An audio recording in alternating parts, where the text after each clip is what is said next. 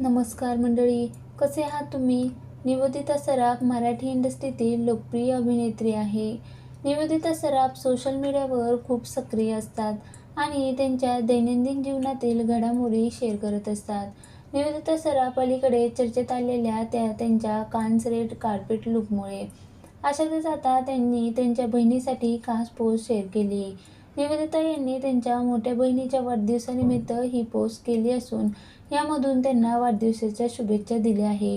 या पोस्टला निवेदिता यांनी मोठी बहीण म्हणूनच नाही तर तू माझ्यासाठी आई, गुरु आणि शिक्षिका आहेस.